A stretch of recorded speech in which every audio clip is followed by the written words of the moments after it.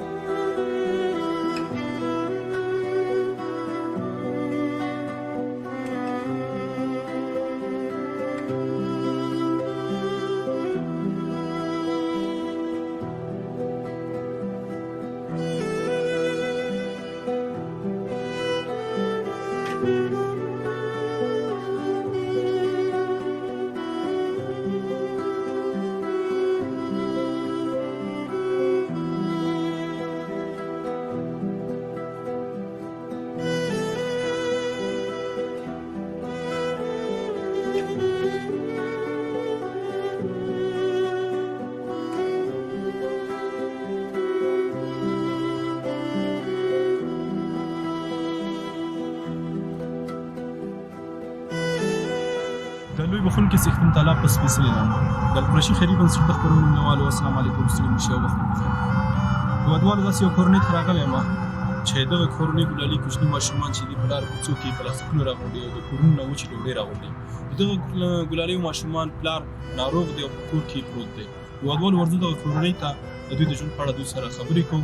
د خپرونې تر پای شي باید موږ سره ملتیا وکړي.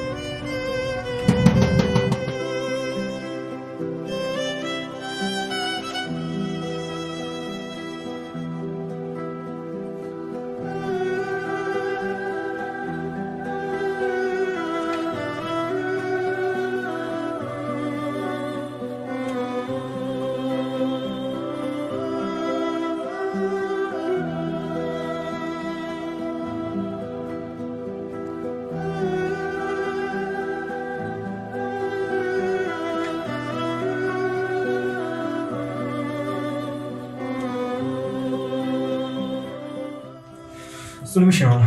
خیرې خوشحاله اوسئ. هېوادوالو همدې ماما کور ته راتللی شولو. دوی نه پوښتنه وکړو چې دوی باندې دا ژوند څنګه تېرېږي. ماما تاسو باندې دا ژوند څنګه تېرېږي او ستا دغه کوچني ګلالي ماشومان چې دي په بازار کې پلاستیکونه راغونډوي. تېره ورځ مې وکتل نو دوی ته ما وویل چې زه راځم ستاسو کور ته.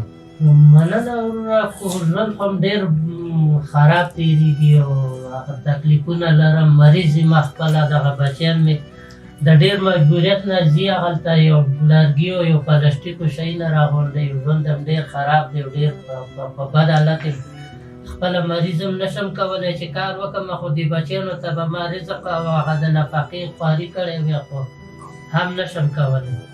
به دغه ځي خو هره نلته یو پلاستیک او یو بل راغونډوي او هغه دغه د مجبوریت ژوند دی تېرېږي. ته څه ناروغي لرې ماما؟ شکر لرم، وینې غوړ مې شته، فشار مې شته دی چې لږ داسې مې فشار جګ شي بیا نشم کولی چې کار وکړم. رپېږم ورسره خو بېرته د کار وسایل نه لرم چې هغه وکړم. ته څنګه بچې؟ ولې ژاړې؟ داسې کاکا ولې ژاړې بچې؟ پلار ګاډي وهلی دی. زه کاغذونه ټوله واپچالي دي. زه کاغذونه ټوله وم کور کې ډوډۍ نه لرم. زه وچه ډوډۍ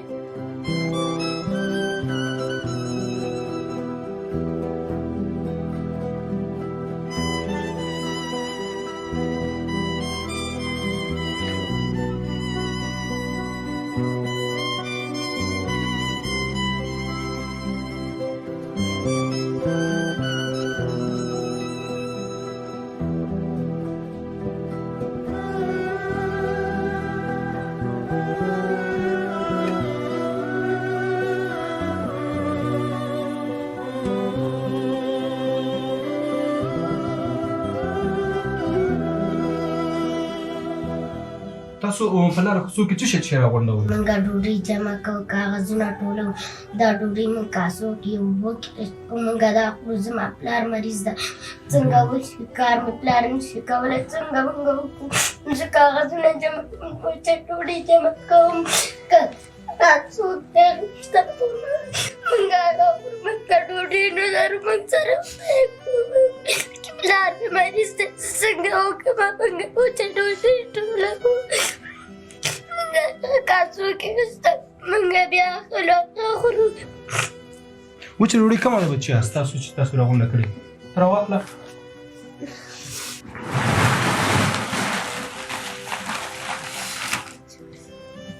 تراشه کېنه بچیه دلته دا وچې ډوډۍ تاسو خورئ دا راغونډوئ دا تاسو اوبو کې لمدوئ بیا دا خورئ هېوادوالو دا وچې ډوډۍ دا دوی راغونډوي او دوی په دې باندې وخت تېروي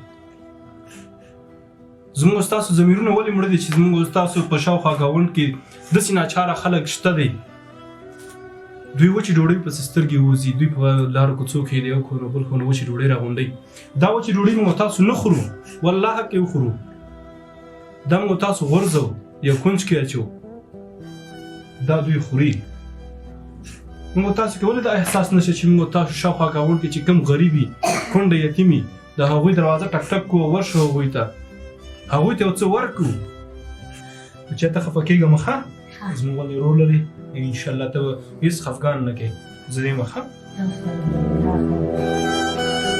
چې دغه واخله او په دې باندې ځان لپاره ډوډۍ راواخلې ښه